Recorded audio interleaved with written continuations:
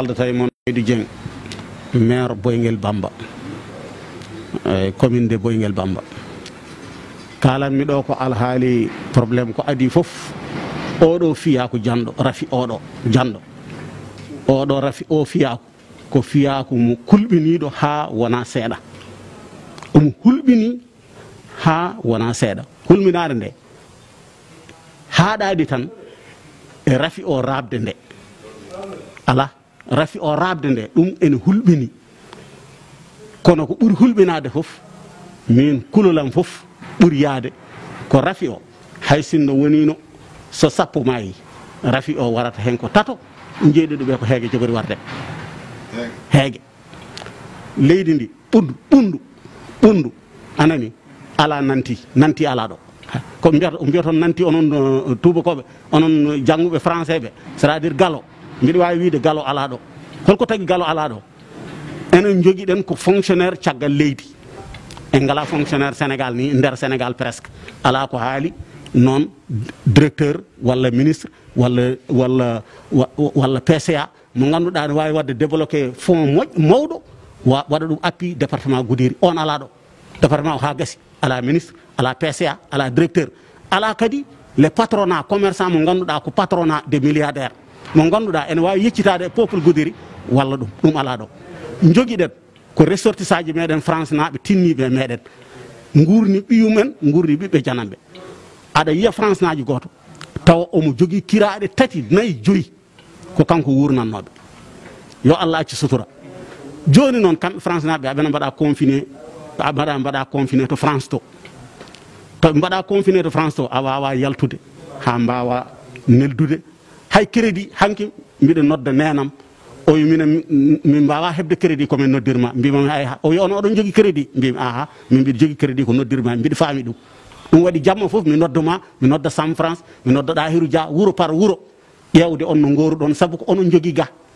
premier probléme o wona ko kamɓe jogui ga so ɓe guuri ɓe gone jaam tan amin jogui jikke e yakare ɗimmel ngel soɓe neldi hande mbuuɗu ɗo no confinement département Goudiri no waɗirani a wawa yaade Tamba fuɗɗima e min en tant que maire secrétaire am nana lewru guila wiya probléme o yalti secrétaire am ne wonno Tamba mbiɗa nelimo o fewnunoyimi engagement ñande muɗum ɗum ɗo probléme kanamɓe o yalti caggal makko ha ɗo gonɗen ɗo o wawa nattude Goudiri mi wadde gouverneur damandujam nen ɗo mi duki mi wimo hay yo ɓayde ko moto o nawi moto makko o nawi yo wujju laamu ngo rewa e ladde o ara o wi non mi haalat ko kalmi mbimi yo wujju o rewa e ladde o ara par ce que liggey ne ga par ce que ciblage nana ga est ce que a faami affaire alimentaire o ɓaydino o wi kam wonde monsieur le maire mbiya o wi enen ken responsable min mbiɗi janggi mi suusa wadde violé loi mbima gon kalɗa ɗum kay ko gon kalɗa aɗa e gonga mi wawa wadde mo haydara ko neɗɗo gonɗo e gonga mum hay batte département Goudiri nana waɗa confiné d'une manière spécifique hol nden manière spécifique en jahata Tamba en keɓata autorisation par ce que sa ari to préfet ɗo sous préfet yahata wiyatma ko yaade préfet sa yehi to préfet wima wadda darom winda gouverneur min donki yo noote hay lawol gotol fuɗɗi ko yam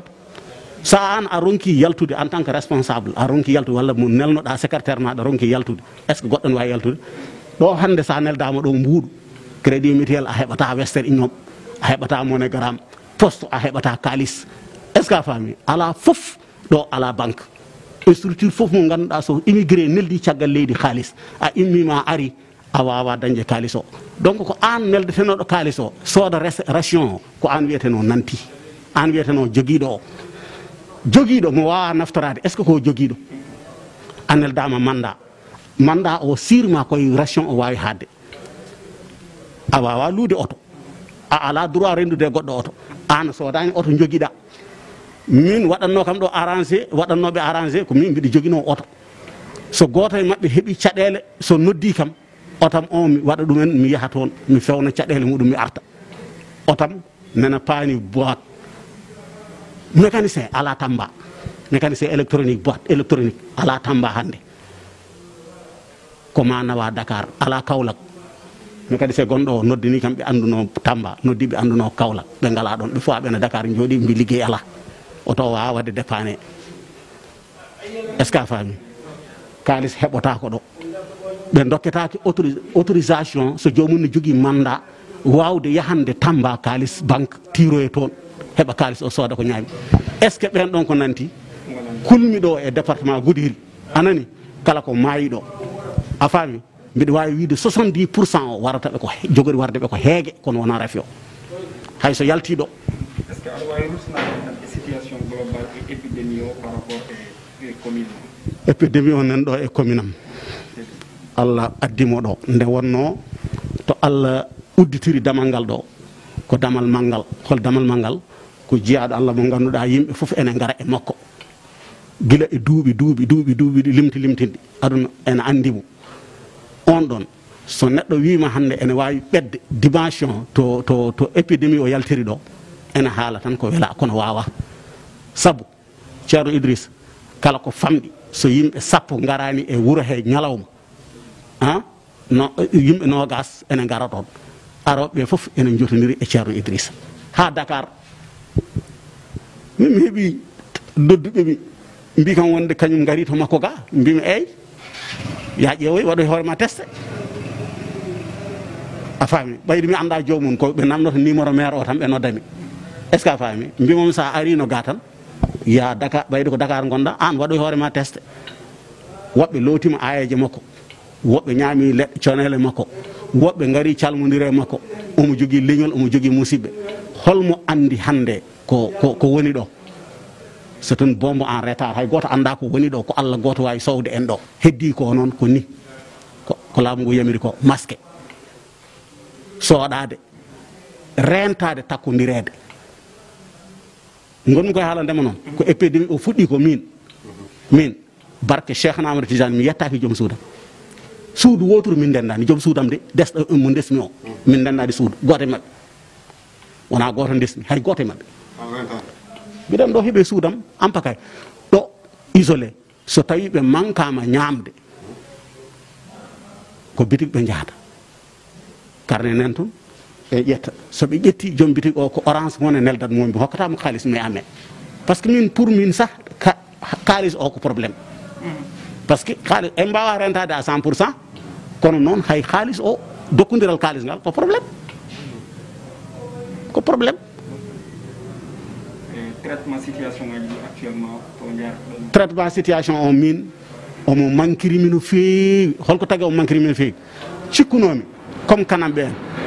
un village mo ganduɗa il n'est même pas 300 habitants walla 200 et quelques habitants so tawi woni wiyama heeɓi ñawbaɗo dani ko adi foof tawa acte poɗɗo adade waɗede wuuro ngo foof fonno waɗede dépisté ko même jour wuuro ngo fonno waɗede dépisté ande wuuro ngo e saasi hol joguiɓe e holɓe ngala ɗon e ɗon ɓe ceernde est ce que a faami ɗon e ɗon kamɓe ɓe ceernde yimɓe jogo joguiɓe ɓe cafroye ɗum ɓe jogaki ɓe wuuro ngo waɗe pompe waɗe désinfecté kamɓe ɓe gacce toon ken miskineɓe en mbawa wiide eɗen mbawi jogade guure gonɗe ɗo ɗe fof wuuro par wuuro e ngala on moyen ɓe ngala on moyen enen laamu état men o ala on moyen soɓe jaltina noon wuuro ngo fof waɗama désinfecté tan kamɓe ɓe gacce toon ɓe kucce activité mabɓe est ce que a faami ɓe kokke respect noon toppitade ko waɗete ko ɓe to jaaha cafroye en ce moment fete ñebbe hande no yaltirno ni ko noon fonno waɗede état ono foti diwde test de 18 personnes 40 personnes ɗum foti Sénégal foti diwde ɗum ka yalti kon ɗo nguron e gelmina ɗum guila law par ce que kon ɗo nguron sokon keyɗi ko natata koye guure mawɗe hayso koyɗe ɓe jarata wona ɗo joni no wiye ɓe jahata wona ñanden ɓe mbiya ɓe mbaɗa révolté aɓe jalta ko tagui ɗum wona min nawaniɓe maaro de min nawaniɓe toon neɓam min nawaniɓe toon sukara kono est ce que ko ɗum tan ɓe jogui nécessité est ce que neɗɗo no wawi andude besoin neɗɗo tagore hono muɗum so ɓooyi ɓe jaltata toon ko jamma te wuuro ngo wona waɗago mir guure ɗe hay goto wataka tata a faami jomum yaltirta toon ko jamma naata ɗo naata e wuuro ngo yiiɗi natde ngo a wawa hen haydara par ce que wuuro foof tawa bandane toon banda gonanɗomo toon o ma sodane toon hunde wawa nawde wuuro moɗon wima ƴewno garanirɗa wona ballal mairie e ko fati e gila caɗele ɗe eyyi mairie waɗi hen ballal muɗum kala ko waye ko état d'urgence mairie yiiɗa joude hen politique wima yiiɗi wadde hen ko acte concret holɗum ɓe namnima préfet département noddi min namnima ko adi fof tawo min mi ari mi waɗino adan komin coodi maaroji ɗiya adan ko mi ari mi hokkiɓe 450 000 ko adi taw ɗum ko premier jour mi hokki 200 000 encore pour service d'hygiène mi hokki 100 000 francs pour gendarmerie premier jour min chargi tonne e hunde maaro e ɗuma min préfet min nawi galle fof ménage fof heeɓi 100 kilo maaro e 10 litres e diwlin e 10 kilo sucre eyyi kan hamɓe wuro fof heeɓi galle fof heeɓi ɗum komi seede a faami komi seede 50 kilo 50 kilo e 10 litres nebam e 10 litres sucre après préfet chargi maaro wokko kon mi yahani par ce que taw réclamation are am jaami to préfet min préfet mbimi won pooye ɗe nawɗa toon ko mi anda ko pooye 19 17 pooye ɗe ɓe mbi ko 23 yaaro koye heddiɓeɓe préfet nawi hokko yiɓe mi yahani rokku service heddiɓe ɓe hay gila ɗum waɗi ha joni hay atay hay cigarette ɓe nelima men cooda cigarette préfet soodi cigarette nawi toon ɗimmel ngel préfet département noddi min wimin mone fof yo addu 1 million ko ɓuuri yawde min mi wawa fadde no maire uji keddi ɗini woɓɓe mbaɗi watta ko hande walla min koye commune am woni ɗon jaltinmi 1 million tottumon ɗon e ɗon mbimomi kala ko heeɓi ɗo ka a nani hande mbiɗi waɗamo questionné mbiɗi wiya quelle est le solution fodde ko mbawmi hen ko